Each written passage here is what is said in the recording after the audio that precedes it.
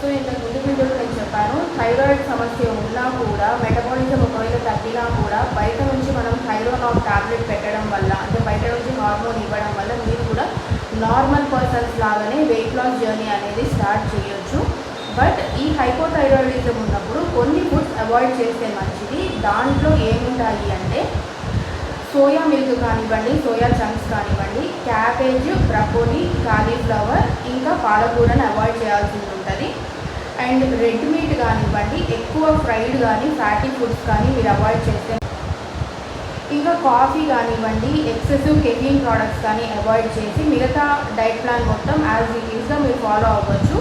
So no problem. Thyroid సమస్య ఉన్నంత మాత్రాన బరువు తగ్గడం కష్టము అని మాత్రం అనుకోవద్దండి. థైరాయిడ్ లెవెల్ నార్మల్కి వచ్చేసింది అంటే మీరు కూడా నార్మల్ పర్సన్స్ లాగానే. అండ్ ఒకవేళ కనుక హైపర్ థైరాయిడ్ అంటే థైరాయిడ్ ఎక్కువ ఉన్న వాళ్ళు ఖచ్చితంగా సన్నగానే ఉంటారు. ఎందుకు